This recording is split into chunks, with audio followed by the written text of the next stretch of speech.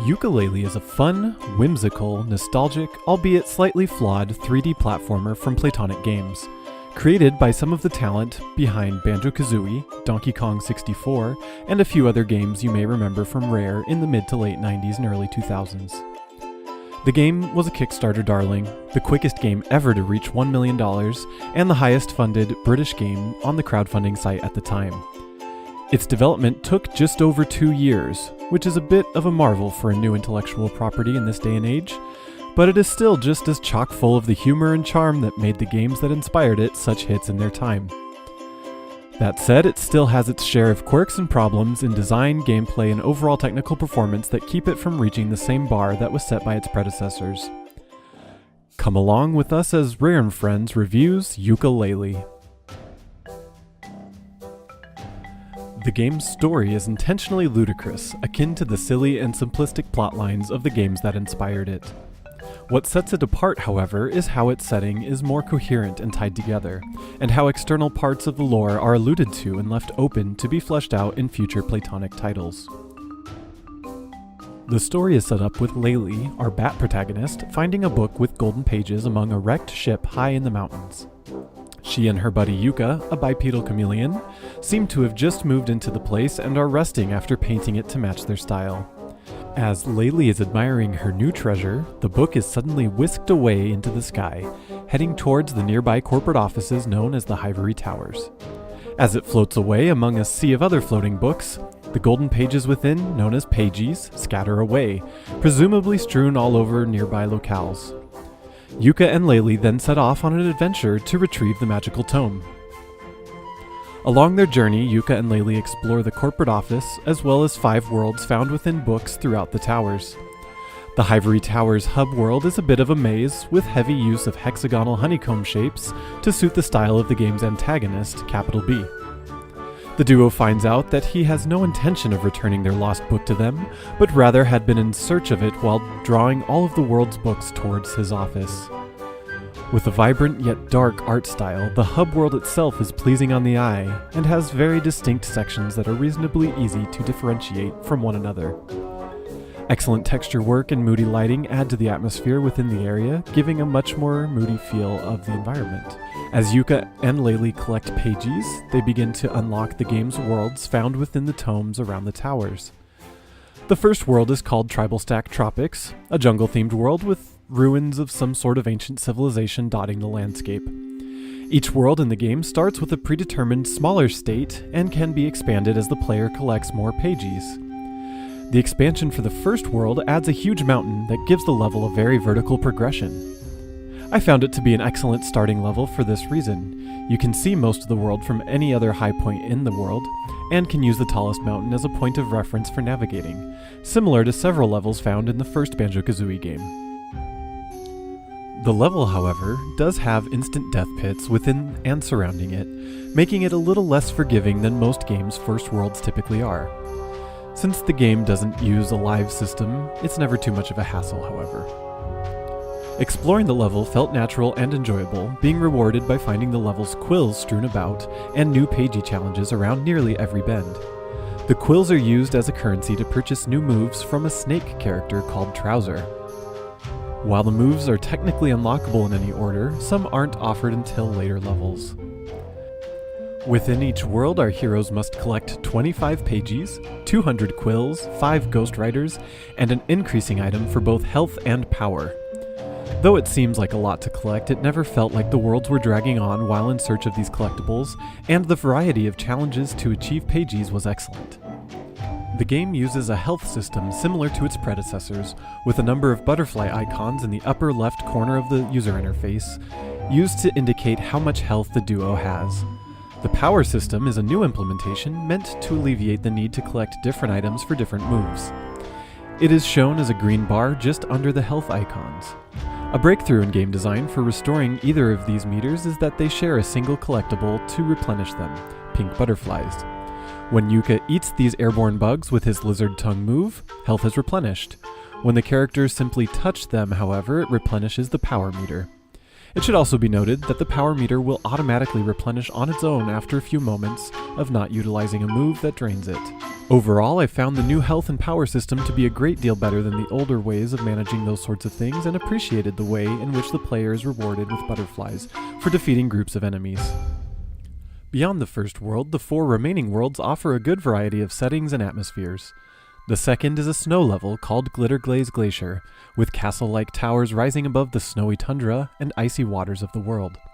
The art direction of this level is excellent, utilizing warm tones from a low sunset to accentuate the cool color palette defining the snow and ice. The expansion of the level actually opens up the towers to the interior of the castle, known as the Icymetric Palace. It's set up like some of Rare's earliest games, utilizing an isometric view of the action and single rooms being loaded at a time. It's an excellent twist on the world-expanding mechanic, and though some may find it to be slightly disappointing, I found it to be very clever and a good way of following through on the expandable world's promise. The third world in the game is a swamp level named Moody Marsh. If you're a fan of the previous games from this creative team, you may get a sense of some of their previous works shining through in the look, layout, and mood of this level. If I had to classify it, I'd say that it was a mix of Mad Monster Mansion and Bubble Gloop Swamp from Banjo-Kazooie and Fungi Forest from Donkey Kong 64. Several jack-o'-lanterns appear throughout the level, setting a spooky mood for the dark and foreboding-looking swamp. Luminescent mushrooms provide an interesting lighting effect in certain areas. Overall, this world pulls off well what it's meant to, rather than being too dark and lacking in color. The expansion of this world is somewhat subtle and just expands outward from the core level when unlocked. The next world in the game is casino-themed, aptly named Capital Casino. It's got a very bright and golden visual aesthetic, with bright lights and all the sounds you would associate with a casino. Marble textures and chandeliers add to the luxurious feel of the location. And the expansion of this level is similar to the second in that it doesn't physically expand the core of the level, rather it unlocks 2 new areas by opening some security doors that were on the perimeter of the casino floor. An interesting mechanic of this level is that rather than most challenges rewarding the player with pages, as with other levels, the bulk of the rewards of this level are casino tokens, of which the player can redeem 10 for a pagey. Unfortunately, due to a major glitch in the way the game saves, it is possible to lose pages that you had previously banked if you don't save at a separate time after cashing a large amount of tokens. It's unfortunate because, as of now, there's no way to recover those lost pages, and you must restart the game if you plan to beat it 100%. The final level is called Gallion Galaxy, and it is a space-themed level with a futuristic neon look to it. It takes place across a cosmic ocean of harmful liquid. In that regard, it is similar to the third world, but without the visual obstructions found in that level's trees. The level has warp tubes around it, something not found in any of the other worlds, yet I've never once used them, as by this point in the game you learn the flying move, which can be used anywhere, and I just opt for that each time. The expansion of this world is again similar to the third, expanding laterally outward away from the starting point. Overall, this level is pleasing to look at and has a nice futuristic look to it, but it is a bit on the sparse side compared to the prior levels. In the grand scheme of what the game sets out to achieve, it accomplishes what it needs to with the story and setting without any extra or mind-blowing bells and whistles. It feels right for the type of game that it's meant to be, a return to 3D platformers of the 90s with a few modern twists. Rare and Friends gives the story and setting a 7 out of 10. The game's graphics are bright and vibrant, with great texture work and good lighting effects. Each world has a strong art direction to it, and the overall look of the game is very reminiscent of the games that inspired it. Where this team utilized pre-rendered lighting to set mood and ambience in older games, newer hardware has allowed them to cast strong and mood-setting shadows in real time, mostly with positive results. The biggest issue with the lighting of this game pertains to the shadows. When a strong shadow ends up being projected fairly far away from a light source, its pixels are stretched and it usually ends up blocky and rather unpleasant to the eye. Additionally, shadows across the curved surface of Yuka's face tend to look very jaggy, again due to the low resolution in which they are drawn. It's not terrible, but it's certainly noticeable enough to mention here. Textures all seem to have bump mapping or a similar technique, which is a great effect for a game with more cartoony visuals. The added depth it adds to objects that are being lit real time, which for this game is all of them, definitely adds to the visual appeal of the game. Another comment that I have about the graphics is how the game handles reflections, or rather how it does not.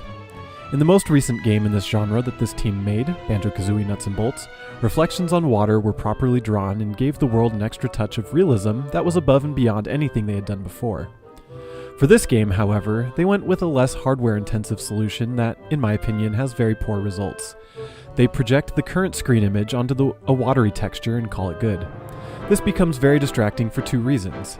You end up seeing the purple and green colors of Yooka and Laylee that would not naturally be reflecting back, and you don't see the reflections of anything that protrudes up from the surface of the water. It's distracting when you're used to seeing real-time reflections rendered in games, and it breaks the immersion for me quite a bit. The last visual issue I had was with the frame rate. Though it mostly stayed steady near 30 frames per second for me on the Xbox One, it did occasionally stutter when the game was drawing multiple effect sprites or rendering transparency effects. It was never too bad to the point of impacting the gameplay, with the exception of one instance where the game completely stopped for a second or two. Overall, the graphics are very well done in this game, and some technical shortcomings keep them from being truly spectacular. We give the game a 9 out of 10 for its graphics. Yooka-Laylee's gameplay is incredible at best and frustrating at its worst. The characters handle well in their native state, and the moves you can learn are varied and well thought out.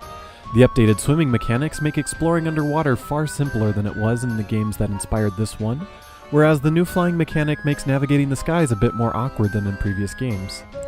Swimming keeps your character on a level Y-axis, with X and Z-axis controlled by the left analog stick. 2 buttons are designated for raising and lowering the characters. This makes getting objects and other navigational objectives much easier than they were in the older games. On the flip side, flying is handled in a way where you must tilt the control stick forward to propel the characters that direction, while also controlling left and right movement at the same time. This makes it a bit more difficult than the olden days when your characters typically moved forward on their own and the stick controlled like an airplane. This game also features transformations similar to those found in Banjo-Kazooie and Tooie, where your characters are completely changed into another creature or machine with a new control scheme and set of moves. Several of the transformations in this game tend to control a bit less favorably than the duo do in their natural state. For example, in World 2 the characters are turned into a snowplow. It drives well enough and drifts in the snow as it should. However, if you overshoot hitting something you're aiming for or try to do some nuanced platforming, it quickly becomes a chore, as the plow has a very wide turning radius and cannot back up. That means if you're close to a ledge and need to adjust, you're likely going to fall off. Since most of the required platforming takes place over water, your character instantly transforms back into their usual selves every time you fall, meaning that you have to go back and transform once again.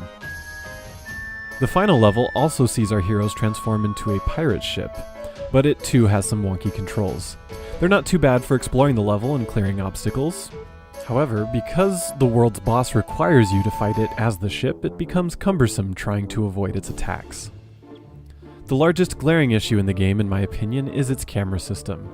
It often catches on scenery, locks into a certain angle with no freedom to make slight adjustments, or straight up cuts to a different angle mid-action. There are plenty of places where it is intelligent enough to present the player with an optimal viewpoint for the task at hand, yes.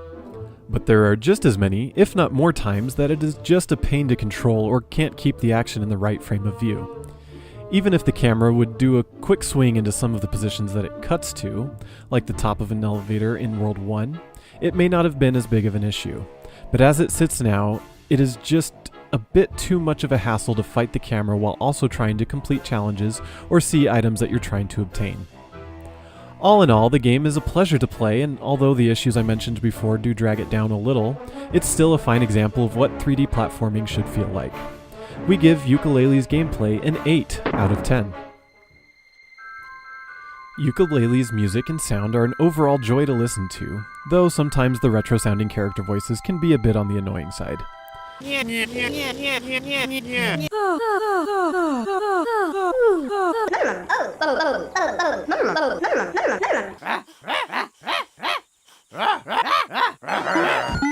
The game's music is expertly composed by 3 veterans of Rare's olden days, with the majority of the tracks coming from Grant Kirkhope, and additional tracks written by David Wise and Steve Burke.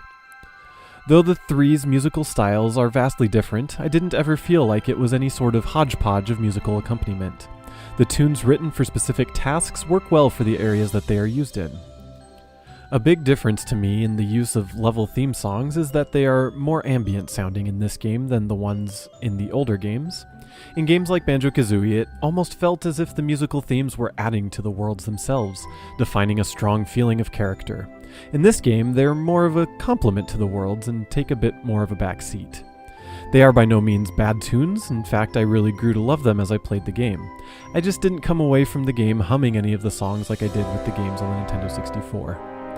The game's sound effects are very well done, and a good variety of sounds are used to convey the appropriate physical interactions or character utterances throughout the world.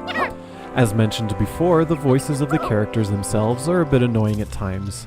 They were intentionally made to work like the voices in the Banjo-Kazooie series, with syllables of different sounds cut up and played back to emulate a voice. It works better for some characters than others, but in the end is just a nod to the past rather than something that adds to the game. The sounds and music for this game earn a 9 out of 10. The replay value of this game is a tricky thing to assess. Due to the loads of challenges and collectibles, one could argue that it's a game that can be replayed many times with plenty of enjoyment. On the flip side, because there are so many things as there are, it could be argued that it's a bit daunting to repeat some of the tasks multiple times, especially some of the specialty challenges like minecart or arcade game sections. In my opinion, I lean towards the side of not wanting to replay this one as much because the discovery and search for the unknown is something that I love so very much. As a first playthrough, this game is a wonderful adventure into a new world. On the subsequent runs, it's a bit less exciting. That said, having knowledge of later moves that you learn may affect how you tackle challenges in earlier parts of the game, so I give the game credit for at least offering some player choice in that regard.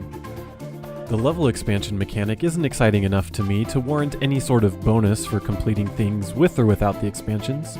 I could take it or leave it, and on a second playthrough I would just opt to expand as soon as possible, so as not to be locked out of pages or quills. All in all, this is a game that can be enjoyed multiple times, but may be a little less enjoyable with each pass at it. We give the replay value an 8 out of 10. Overall, Yooka-Laylee is a wonderful game created by some of the most talented artists, programmers, and all-around creative people in the games industry. It seems clear that the game was rushed to a release date before it was completely ready, most likely due to the obligations that come with crowdfunding a game. It has some great new ideas and updates old ones in ways that progress the genre. It's very enjoyable as a 3D platform adventure game and serves up nostalgia by the spoonful. If it weren't for the technical issues and major glitches, I'd even go so far as to call it a modern masterpiece of a game. Unfortunately, because of the issues that are found throughout it, it's not quite at that level.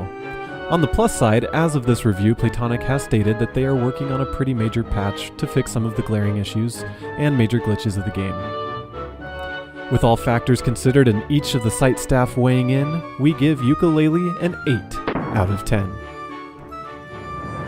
For additional coverage of this game and future titles from Playtonic Games, keep up with Rare and Friends on Facebook, YouTube, Twitter, and Instagram.